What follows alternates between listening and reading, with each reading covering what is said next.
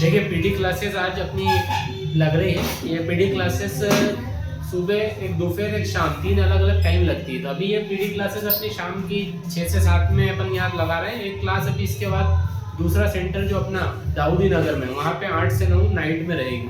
तो अभी जो अटेंड कर रहे हैं उनके लिए एक बेसिक जो इन्होंने ज्वाइन किया है, तो सबसे इम्पोर्टेंट होता है बेसिक में आप पीछे देख रहे हैं कंप्यूटर का स्ट्रक्चर। तो ये आपको हर जगह पूछा जाता है। कंप्यूटर की जो मेन मशीन है इसको क्या बोलते हैं सबको पता है? सीपीयू है ना। यही कॉल होता है सीपीयू को कंप्यूटर का ब्रेन भी बोला जाता है। क्या बोला जाता है? कंप्यूटर का ब्रेन। तो आपसे क्वेश्चन अगर पूछते हैं कि ब्रेन क्या है इन चार में से, तो अपन किस पर राइट लगा देंगे? इस पे, ठीक है। दूसरा ये है मॉनिटर, जो क्या करता है डिस्प्ले का काम करता है, दिखाने का, ठीक है। जो भी अपन चीज यहाँ से ऑन करेंगे तो वो यहाँ पे दिखाई देती है, ठीक है। इसको मॉनिटर बोलते हैं। मॉनिटर का एक और नाम चल रहा है एलसीडी भी बोला जाता है, और नहीं तो एलईडी बोला जाता है। अब कुछ बच्चों में डिफरेंट रहता है कि एलसीडी और एलईडी क्या देखा होगा आपने।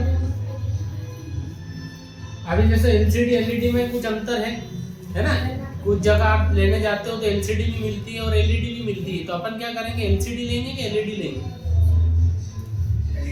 एलईडी लेंगे, क्योंकि एलईडी में क्या होता है छोटे छोटे बल्ब रहते हैं जिससे लाइट भी बहुत कम उस पर खर्च होता है। दूसरा उसमें चारों तरफ से बैठ के देखा जा सकता है। एलसीडी में ऐसा नहीं रहता। एलसीडी में फ्रंट में सामने बैठ के देखेंगे तो सही दिखता है, अगर आप उस कोने से देखोगे तो काला काला दिखेगा। तो इसलिए आपको एलसीडी नहीं लेते हुए एलईडी लेना चाहिए। आगे समझ। इसके बाद देखो एक और चीज है अपनी, एक है कीबोर्ड और माउस। तो ये दोनों काम क्या करते हैं इनपुट का। आपसे क्वेश्चन पूछा जाएगा इनपुट डिवाइस का नाम लिख दो। तो ये दोनों इनपुट डिवाइस है। कौन से? कीबोर्ड और माउस। कंप्यूटर के जिस सीपीयू को जो आदेश देते हैं वो सब इनपुट होते हैं। तो अपन कीबोर्ड से भी आदेश देते हैं और माउस से भी आदेश देते हैं, तो इसीलिए इनको इनपुट डिवाइस कहते हैं। और आउटपुट में देखा होगा तो ये मॉनिटर आउटपुट डिवाइस। क्यों मॉनिटर पे आपको डिस्प्ले बाहर आते हुए दिख रही है, इसलिए मॉनिटर आउटपुट डिवाइस होगा। ऐसे स्पीकर आउटपुट है कि इनपुट है बताओ जरा। आउटपुट तो आवाज बाहर आ रही सुना रही है अपन ने, है ना। एक स्कैनर मशीन आती है, बताओ इनपुट है कि आउटपुट है? इनपुट, क्योंकि उसमें आप फोटो रखोगे उससे वो कंप्यूटर के अंदर जाएगा, तो वो हो गया इनपुट। तो कंप्यूटर के अंदर जो चीजें ले जाता है वो क्या होती है? इनपुट होती है। और जो कंप्यूटर से बाहर आएगी वो सब आउटपुट होगी। आपको ये ध्यान रखना। अब एक और चीज इंपॉर्टेंट आती है इसके अंदर। 4 के बाद में आप देखा होगा कि कंप्यूटर लेने जाते हैं बेसिकली, तो आपको ये 4 चीजें लोगे तो आपका कंप्यूटर बन जाएगा। कंप्यूटर के मेन पार्ट्स में 4 चीजें आ जाती है। इसके अलावा अगर गाने सुनना हो तो स्पीकर ले लो, है ना। अगर प्रिंट निकालना हो तो प्रिंटर ले लो। तो प्रिंटर इनपुट है या आउटपुट है? आउटपुट। प्रिंटर आउटपुट है ना, क्योंकि छप के बाहर आ रहे हैं उससे, वो अंदर तो ले नहीं रहे, इसलिए प्रिंटर आउटपुट में हो गया। एक ऐसे आता है जॉयस्टिक आता है गेम खेलने का, वो इनपुट है आउटपुट है? इनपुट है, क्योंकि उससे आदेश दे रहे हैं गेम खेलने का, अपन इधर जाओ उधर जाओ, तो वो क्या होता है? आउटपुट होता है, ठीक है। एक और आता है कार्ड रीडर, जिससे आपने देखो बड़े बड़े मॉल में वो लेके टच करते हैं तो बिल बनते जाता है ना। उसको कार्ड रीडर बोलते हैं अपन। तो क्या उस मशीन का नाम है ना। तो वो क्या करता है, रीड करता है कार्ड को, और वो कार्ड रीडर का नाम से जाना जाता है। तो ये कार्ड रीडर इनपुट होता है कि आउटपुट होता है? इनपुट हो रहा है, क्योंकि अंदर जा रही है मटेरियल। तो ये सारी चीजें आपको समझ में आ गई, इनपुट आउटपुट। अब एक चीज बेसिक में आपने अभी देखा होगा, वहाँ पे उस साइड बोर्ड लगा है जिसमें पार्ट्स लगे हुए बहुत सारे, keyboard mouse LCD CPU hard disk, ये सब पार्ट्स हैं, ठीक है।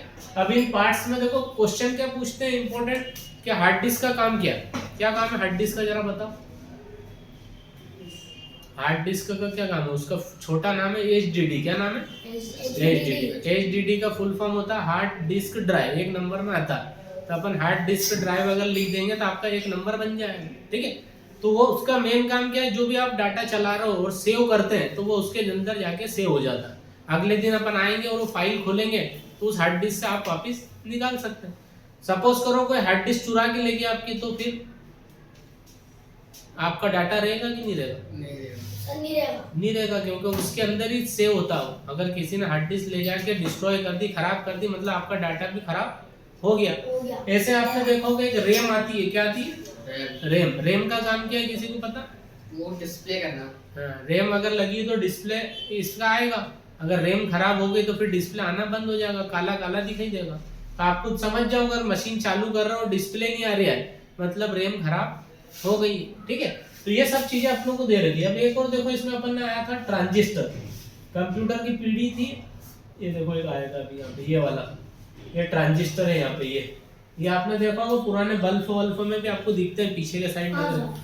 तो सबसे पहले कंप्यूटर में ट्रांजिस्टर यूज हुए थे फर्स्ट पीढ़ी में। कौन सी पीढ़ी? फर्स्ट पीढ़ी में। उसके बाद ट्रांजिस्टर के बाद फिर अपना आईसी चिप आ गई थी, चिप आई, उसके बाद सीपीयू आ गए, बहुत सारे ऐसे धीरे धीरे डेवलपमेंट हुए। पर आपसे पेपर में पूछते हैं ट्रांजिस्टर क्या होते हैं, तो ये ट्रांजिस्टर होते हैं, जिसका ये देखो आकार यहाँ पे सब बना हुआ। ये ट्रांजिस्टर जब देखते हैं तो 3 यूनिट में डिवाइड है। देखो यहाँ पे 3 यूनिट, 1 2 3। पहले बेसिक यूनिट है, फिर कंट्रोलर यूनिट आ गई अपनी, है ना। उसके बाद एक और यूनिट है, देखो ये वाली कंट्रोल यूनिट के बाद इमीटर। ये 3 है और तीनों पॉइंट दिख रहा है, 1 2 3। ये 3 पॉइंट से अपने चलता। जब सीपीयू वगैरह कुछ उड़ते हैं, खराब होते हैं, तो सबसे पहले यही ट्रांजिस्टर खराब होते हैं। आप जब काम कर रहे हैं और कहीं लाइट कम ज़्यादा आई तो ये जरा सी आईसी रहती है।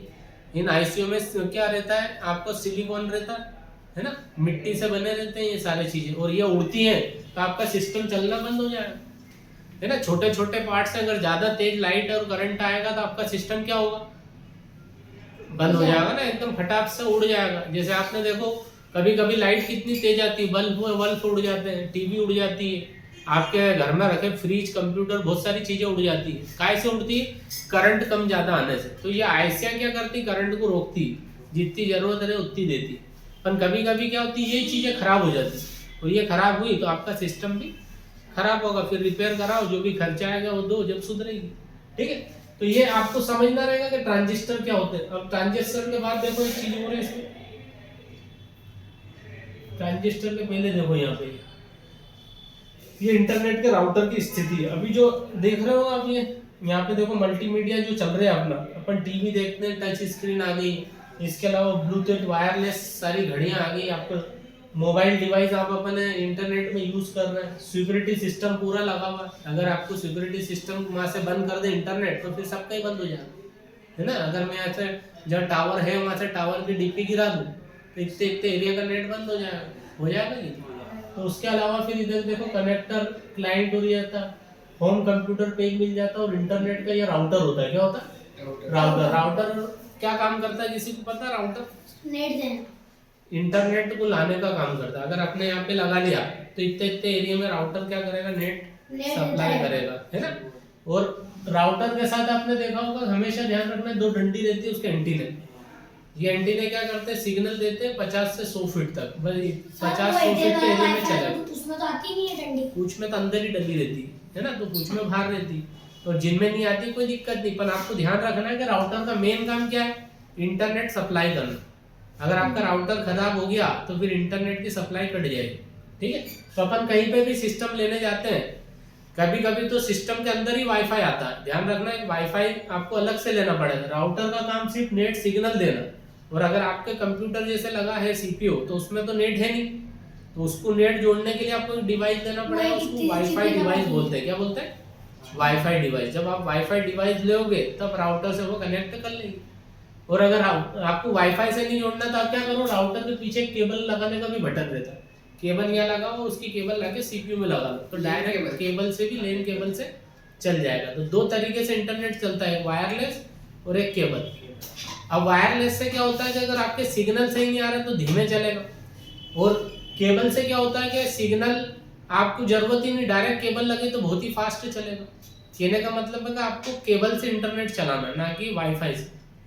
केबल से नेट चलाएंगे तो पूरी स्पीड मिलेगी, 100% स्पीड आती है। और वाईफाई में तो क्या होगा, अगर दूर चलेगा तो और सिग्नल कम, और कभी वहीं से सिग्नल सही नहीं आ रहा था, आपका भी सिग्नल कम। तो आपको क्या करना है, सबसे इंपॉर्टेंट चीज क्या है,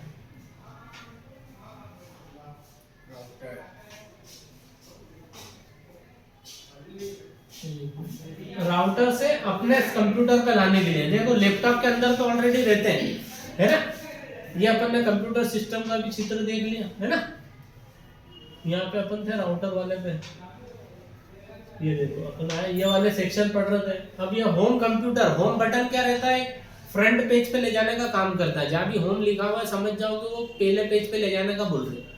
आप जैसे अखबार पढ़ते हैं, अखबार में कितने पेज रहते हैं, 10, 12, 15, हर पेज में अलग अलग है।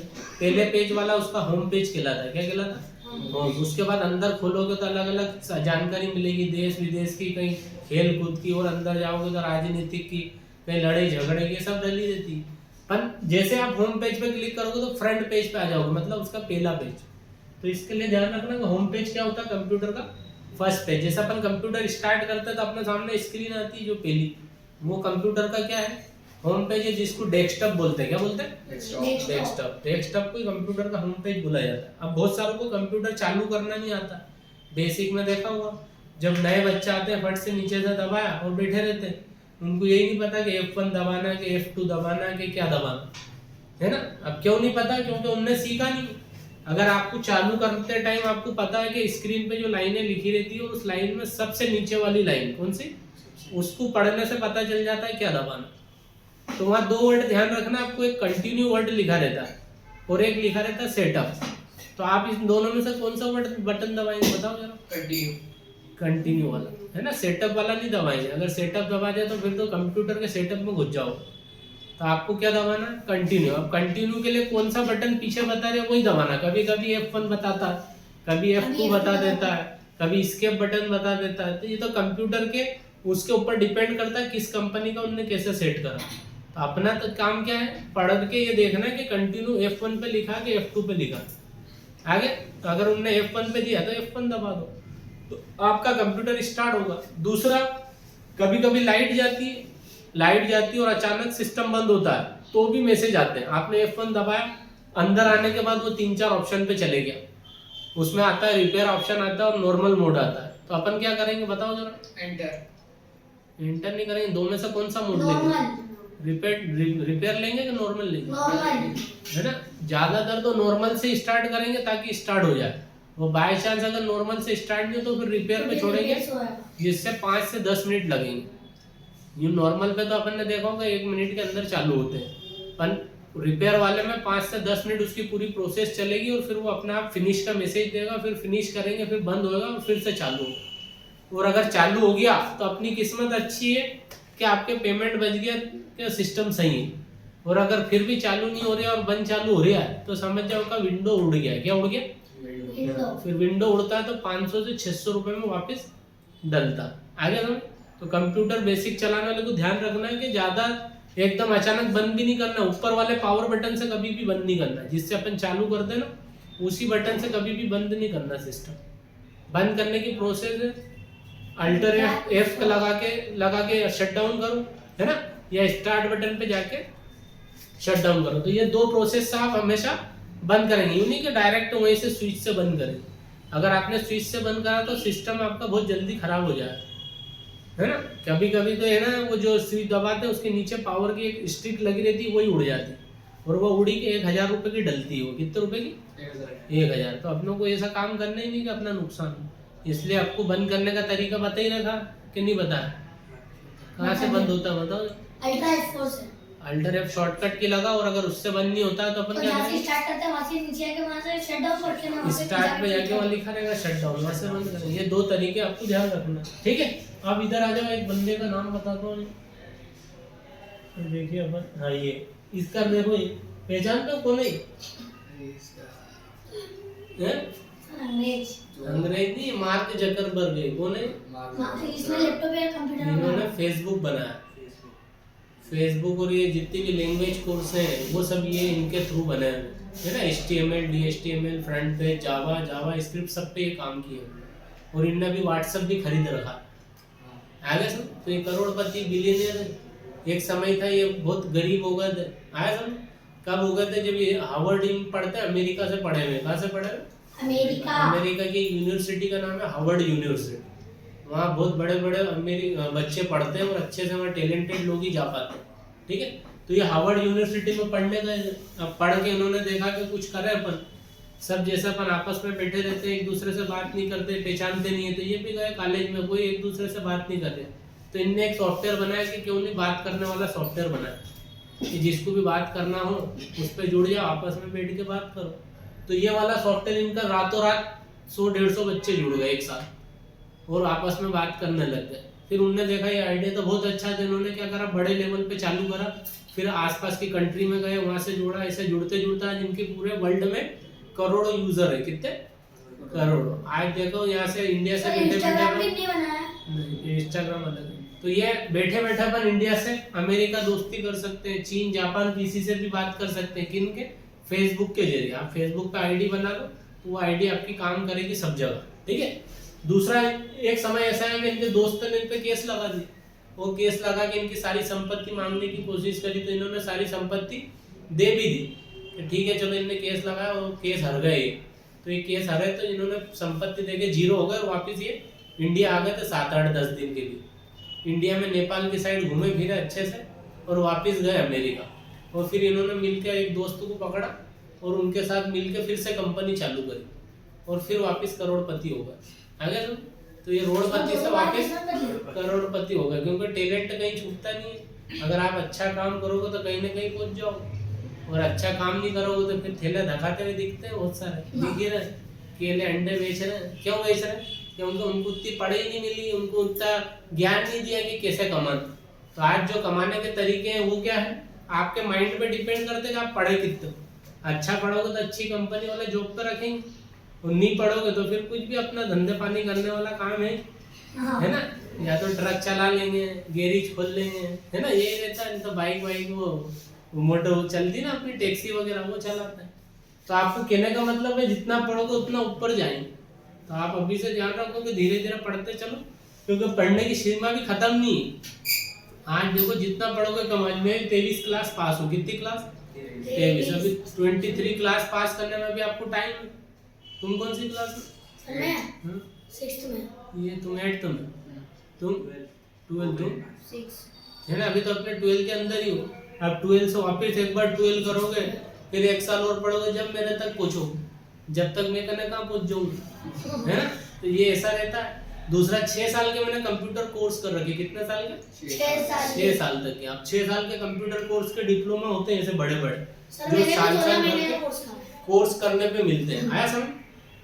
तो कहने का मतलब कि जितना कंप्यूटर लाइन में काम करोगे, जैसे आज अपन बेसिक में घुसे हैं, तो बेसिक क्या है? एक स्ट्रक्चर है सीखने का। कंप्यूटर बंद चालू करना, वर्ड एक्सेल पावर पॉइंट चलाना, स्पीड बनाना, यहाँ से स्टार्ट होती है कंप्यूटर की जर्नी। फिर आप अच्छे से सीखते हो तो आपको एक कोर्स मिलता है ADCAP साल भर वाला। वहाँ पे आपको पूरा 1 साल ट्रेनिंग करना पड़ती है। उसमें आपको सारी चीजें, टेली अकाउंटिंग, इसके साथ हिंदी टाइपिंग, है ना, एडवांस लेवल के वर्ड एक्सेल पावर पॉइंट, ये सब उसके अंदर 1 ईयर कोर्स में लगते हैं। जब वो करते हैं तब आपका 1 साल का डिप्लोमा होता है। फिर दूसरे साल में आपको वेब डिजाइन करना रहती है। क्या उसमें बहुत सारे वेब डिजाइन के फंक्शंस हैं, वो सारे सीखना पड़ेंगे, है ना। मल्टीमीडिया सीखना पड़ेगा सारा।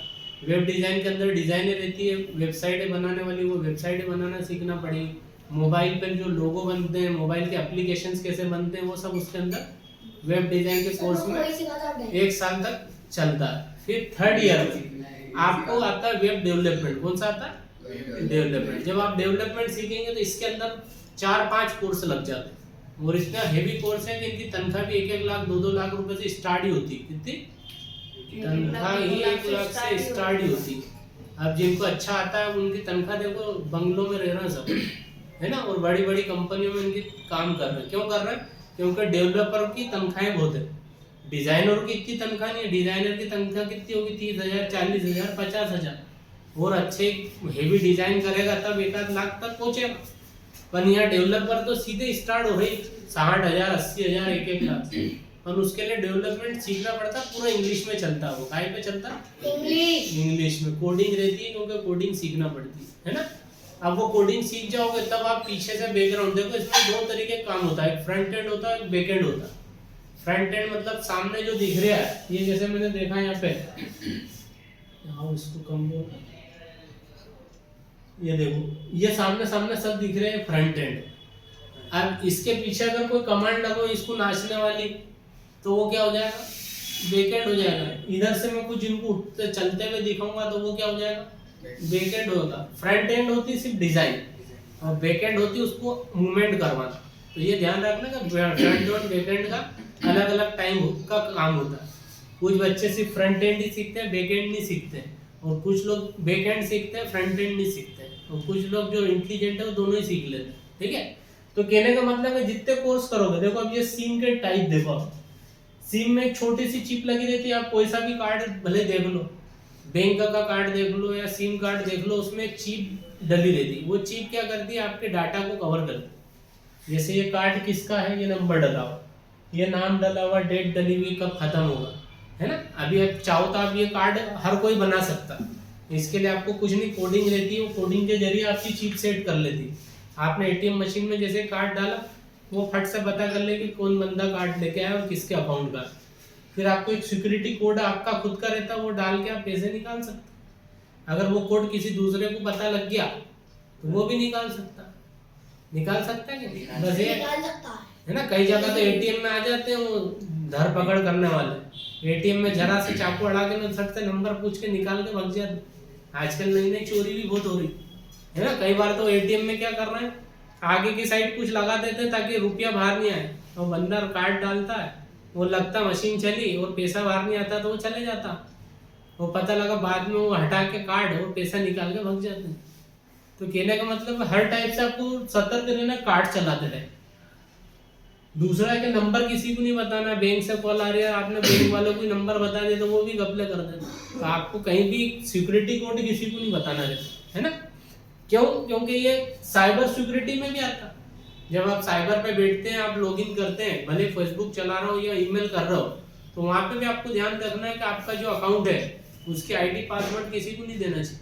वरना पता लगा कि आपके आईडी खोल के कोई मैसेज डाल दे उल्टा सीधा, तो आप पे कार्रवाई होगी पुलिस, है ना। उन्हें लिख दिया आज तो हम राजवाड़ा उड़ाएंगे, अरे तो फिर तो पुलिस आपको उड़ा देगी वहां से। क्यों उठाएगी? क्योंकि आपके ईमेल आईडी से मैसेज गया, है ना। आपका जैसे व्हाट्सएप खुला और उससे किसी ने गड़बड़ मैसेज डाल दिया, तो फिर सीधे सट आपके ऊपर कार्रवाई। जिसका नंबर रहता है उसको पहले पकड़ती, फिर पूछताछ होती कि भैया क्या हो रहा है ना। अभी देखो बच्चे बहुत गायब हो रहे हैं बाहर से। क्यों गायब हो रहे हैं? क्योंकि पकड़ने वाले क्या कर रहे हैं, जरा सी दवाई सुंघाते हैं, बेहोश कर लेते हैं, उठा कर डाला बोरे में, वो गाड़ी लेके भाग जाते हैं। फिर उनकी मानव तस्करी हो रही है, काट काट के आजकल बिक रहे सब चीजें, बिक रही है। आँख बेच देते हैं, हाथ बेच देते हैं, काट के इधर से जो चाहिए वो सप्लाई करके ना दूसरे को डलवा देते। तो ये सब चीजें चल रही हैं, उससे थोड़ा दूर, उससे छोड़ो। तो ये सब चीजें आपको ध्यान रखना है कि आने वाले समय में थोड़ी सतर्कता जरूरी है। अगर सतर्कता नहीं रखी तो सब चीजें वहीं के वहीं चलती रहेगी। तो पर्सनालिटी डेवलपमेंट क्या है? अपना डेवलपमेंट। अगर अपना डेवलपमेंट पता करना तो आपको क्या करना पड़ेगा कि अपनों को देखना पड़ेगा कि अपन स्कूल में कितने नंबर है। आप अपना खुद का आकलन कैसे करेंगे, कैसे पता लगाएंगे अपन इंटेलिजेंट है कि अपन बेवकूफ है? आप सबसे पहले अपने स्कूल में देखो कि अपने परसेंटेज नंबर कितने आ रहा है, 100 बच्चों के बीच में अपन कितनी रैंक पे चल रहे हैं। वहां से पता चलेगा कि अपन कितने पानी में, है ना। हर क्लास में देखा होगा, आपकी क्लास में कितने बच्चे हैं? 65। तुम्हारे 45 तुम्हारे कितने? कर लेना 12 पास कर कितने थे बच्चे? 60-70। 60-70। उसमें रैंक कितनी थी अपनी? मेरी थी 17। 17 नंबर पे नहीं 65 परसेंटेज थे, तो उसमें रैंक बनती है ना बेटा, 1 नंबर 2 नंबर 3 नंबर ऐसे सेकंड रैंक थी। तो ये तुम्हारी कौन सी? 3rd। तुम्हारी 4th। तुम्हारी 4th। मतलब अंडर 10 रैंक चल रही, मतलब अच्छे स्टूडेंट है अपन। और 10 के ऊपर निकल जाओ तो फिर वो पिछले वाले बेंच पे बैठ के मस्ती करने वाले बन जाते हैं। तो ध्यान रखना। मेरा दोस्त बताऊं, उसके कितने 54 नंबर है। तो वही तो कह रहा हूँ, जो पढ़ते नहीं है उनके नंबर कम आते हैं, और वहीं से आपका पता चलता है कि आपका डेवलपमेंट होगा कि नहीं।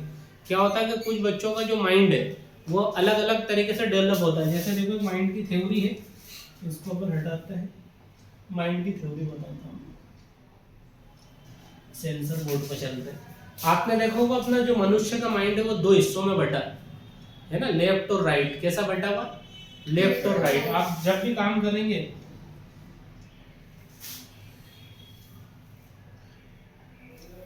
या देखो बैकग्राउंड चेंज कर दो, सही आ रहा बैकग्राउंड?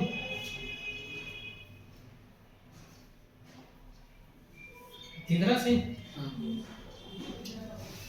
ये देखो जो मनुष्य का अपना जो देखा होगा आपने अपना माइंड सेट, ये देखो ये मनुष्य का जो हिस्सा है ब्रेन का, वो तो एक पार्ट में बटा हुआ, ये वाला अलग ये वाला अलग। बीच में आपने देखा होगा 2 टुकड़े हो रहे हैं। आपकी इधर की आंख अलग रहती है और इधर की आंख अलग रहती है ना। बीच में एक नाक दे रहती है और ये मुंह आपका है। पर जो ऊपरी हिस्सा आपका ब्रेन का है वो क्या करता है, ब्रेन डेवलप करता है, आपकी क्रॉस एंगल पे काम करता है। ये वाला जो ब्रेन है वो आपकी इधर की बॉडी कंट्रोल कर रही है, ये वाला ब्रेन इधर की बॉडी कंट्रोल कर रही है। आ गया समझ में? क्रॉस कैसा क्रॉस, अगर मेरा ये हाथ उठ रहा है मतलब इधर से इंस्ट्रक्शन आ रही है, ये हाथ उठ रहा है मतलब इधर से इंस्ट्रक्शन आ रही है, उल्टा क्रॉस चल रहा है, क्या होता है क्रॉस, है ना। जब भी क्रॉस ऐसा काम करेगा तो आपके याद करने की क्षमता बहुत तेजी से, आपने देखा होगा एबीसीडी जिनने कीबोर्ड पे लिखी है सीधी सीधी क्यों नहीं लिखी, एबीसीडी लिख देता याद हो जाती, पर उनने क्या करा, ए के ऊपर क्यू डाला है, ए के नीचे जेड डाला है, कितनी तिकड़म दी है।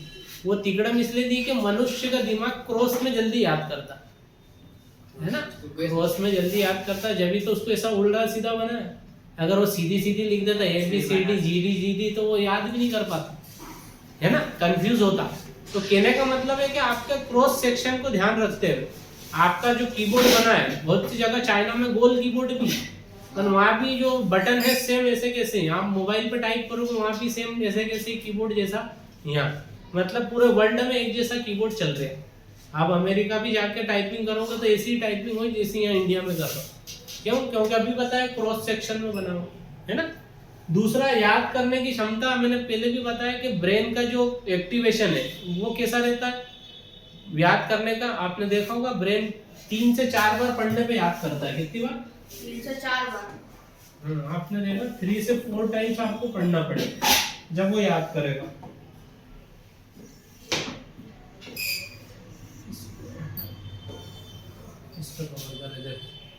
अब 3 to 4 अगर याद करने का जो माइंड का तरीका है कैसा रहता है, आपने देखा होगा इंग्लिश का कोई क्वेश्चन याद करना तो आप बैठोगे, 1 लाइन का होगा तो फट से याद हो जाएगा, पर अगर 4 लाइन का होगा तो आपसे याद नहीं होगा, थोड़ा और दिमाग लगाना पड़ेगा उसमें, कैसे करना है। क्योंकि एक बार पढ़ोगे तो कुछ समझ में नहीं आया, दूसरी बार और देखा तो थोड़े बहुत वर्ड याद रहे, फिर रह गए, तीसरी बार में वो पकड़ता, चौथी बार में और अच्छा होता है, 5वीं बार में तो फिनिश हो जाता है। मतलब 3 से 4 बार रिवीजन और 5वीं बार में डन, ऐसा सिस्टम। क्यों, क्योंकि अगर मैंने शॉर्टकट की थी, जैसे मैंने 5 पिछली बार की लिखी थी शॉर्टकट की, आपको याद हो तो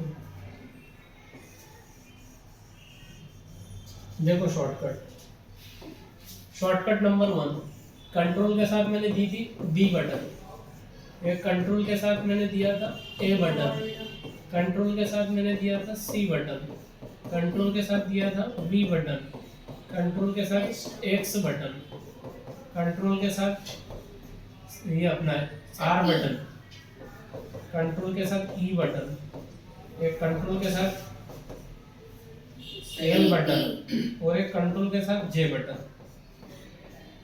तो ये कमांड अपनी देखो, 2 3 4 5 6 7 ये 8 और ये 9 और एक कंट्रोल है 10, कंट्रोल की। हाँ 11 और ले लो, कंट्रोल की है, ज्यादातर पेपर में भी आती है प्रिंट वाली, है ना।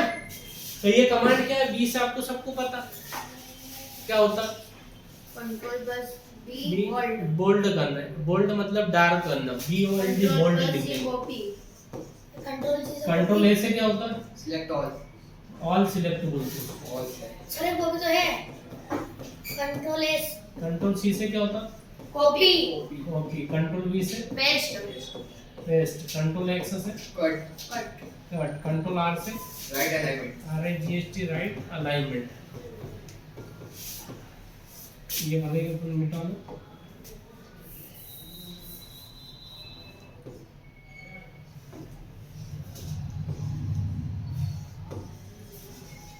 ठीक है। एक कंट्रोल ई से सेंटर कर अलाइनमेंट, ठीक है। ये 10 या 11 ऊपर डाल देते हैं,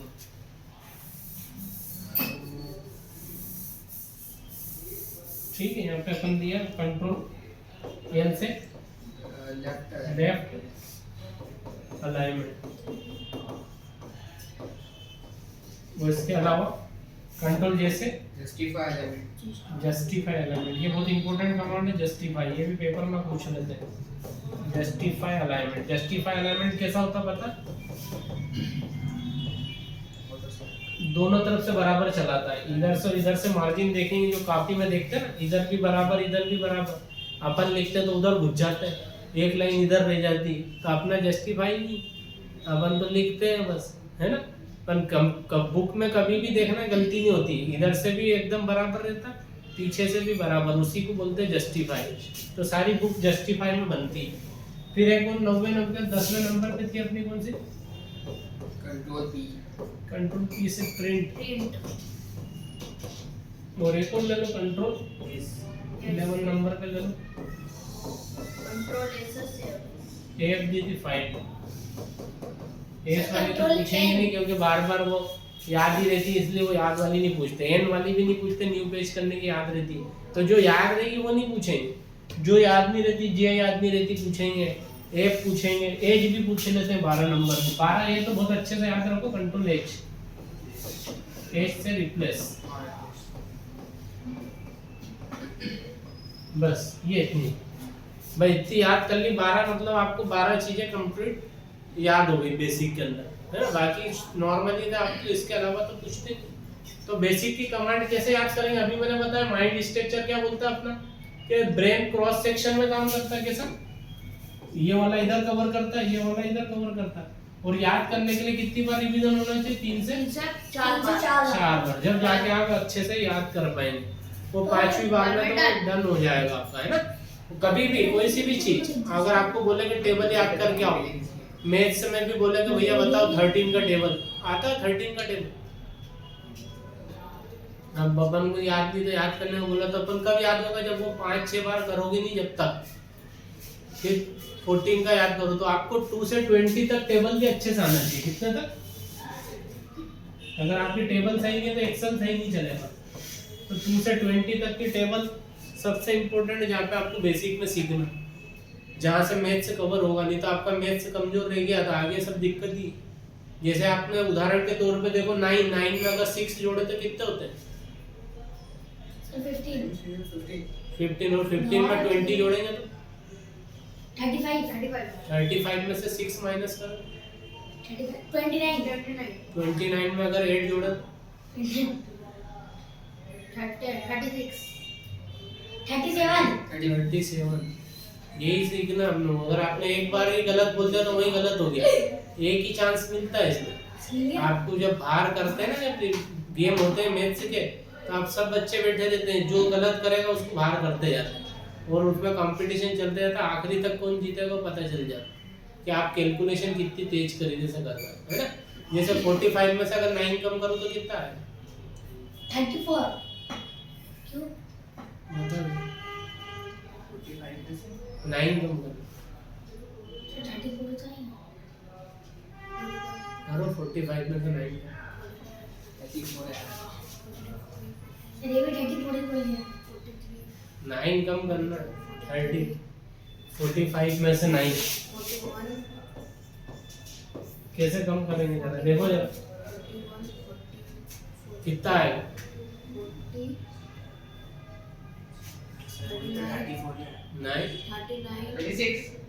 36 आया, 36 आएगा ना। अपन ये कैरी 5 से 9 नहीं जाता तो इसको 15 बनाएंगे। वो 15 में से 9 गया तो 6 बचा, एक इसका कट गया, 3 बचा, 3 में से गया तो 3 बचा, 36। अगर मैं 10 काटता सीधे तो 35 का आता, तो मैं तो एक कम ही काट रहा हूँ, तो एक इधर जोड़ दूंगा 36। सब बाहर होगा कि नहीं एक ही सवाल में धनन से। क्यों, क्योंकि सामने वालों को सब पता है कि काम मैथ से कमजोर है। मैथ्स का इम्पोर्टेंट रोल ही यही है। आपका कैलकुलेशन जितना तेज होगा, अगर आपने बोल दिया, जैसे अब वहाँ पे मैथ्स आपने देखा होगा, थोड़ा सा मैथ्स ही समझो तुम्हारा। अगर कोई सवाल ऐसा दिया हो 2.4 है ना, 0.86 2.684, कैसे जोड़ेंगे इसको, प्लस करने का बोल रहे हैं तीनों चीजों को, कितना उत्तर आएगा बताओ जरा।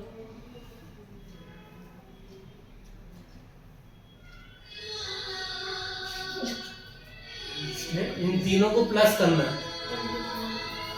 सर ये पॉइंट तो अलग हो जाएंगे, 2 तो कैसे उन्होंने, वही तो उत्तर जानना, जाओ करके बताओ जरा एक बोर्ड में।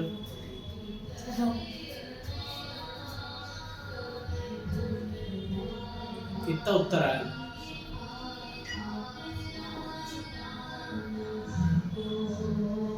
है ना, ये तो दूसरी क्लास का सवाल है, सेकंड थर्ड का।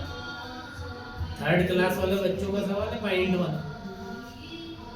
सर 1 मिनट 2 मिनट 2 मिनट ले लो भले, मेरे को बस उत्तर असली बता दो, उत्तर कितना गिरा 274 है। ये 274 भी 0.85 लिखा, 86 0.86 0.4 पॉइंट ये क्या भाई बनेगा? पॉइंट तो वही होगी ना। जोड़ो, कापी में तुम लाए हो तो जोड़ के मेरे को बताओ किसका कितना है। इन तीन को जोड़ना है बस, वो पीछे लाए तो जोड़ो जरा। आज तुम्हारा ये देखो मैथ से कितना अच्छा है। 10 ही करना है। हाँ बस तीनों को प्लस करना। एक बंदे को मैंने 2 रुपए 40 पैसे दिए, एक को 86 पैसे दिए और एक को मैंने 2 रुपए 86.4 पैसे दिए। सब मिला के कितना आंसर आया बताओ। असली उत्तर निकाल दे तो समझो ना सही साठ तुम्हारा मैथ सिखाया किसी ने।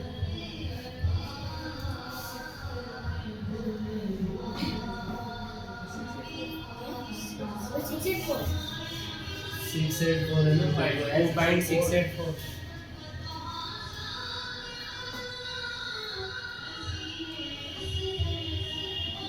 अरे अरे आप चला अलग कर दिया उसका। तो ये गलत कर दिया। 37484 बताओ देखो कॉपी देखो मैं कैसा करा। प्लस कर देना डायरेक्ट 4 को करता पॉइंट का लगेगा, पॉइंट क्या लगेगा? गलत है, गलत है तो तुम्हारा अनपढ़ क्या है, सवाल को करने का तरीका रहता है, वो तरीका नहीं सीखो जब तक कुछ नहीं होगा। जब भी पॉइंट वाला सवाल आएगा तो एक ध्यान रखना, पॉइंट वाला सवाल आए तो एक लाइन डाल दो। जब भी पॉइंट वाला मिले, पॉइंट के उधर वाले उधर लिखो और पॉइंट के इधर वाले इधर लिखो। ये पॉइंट 2.4 है तो 2 इधर आ जाएगा, 4 उधर चलेंगे। फिर पॉइंट है, पॉइंट का पॉइंट मतलब ये लाइन, इसके इधर है कि इधर है ये बताओ जरा। इधर है तो ये 8 लिखा है या 6 लिखा है? सर 7 पॉइंट इधर 2 आ जाएगा। 2 इधर है, पॉइंट ये आ गया, 6 ये आ गया, 8 ये आ गया, 4 ये आ गया। बस इसको जोड़ लो, ऊपर कुछ भी नहीं है तो 0 डाल दो। तो 0 0 4 मतलब 4। 6 और 8 14 हो गए, 14 4 एक ऊपर चले गए 80। 5 5 और 8 9 5 और 8 कितना? ये 13 देख लेना। 13 13 और 6 19 9 हसिल गया ऊपर। 7 2 और 1 कितने होगा? 3 और 4 5 5 और ये 0 पॉइंट ये है पॉइंट। तो आंसर क्या है अपना? 5.9। सर कैलकुलेटर में भी गलत होता है। अब अपन क्या गलती कर रहे थे? पॉइंट को उधर घुसेड़ दिया, उसको इधर ले लिया तो वैल्यू गलत हो गई।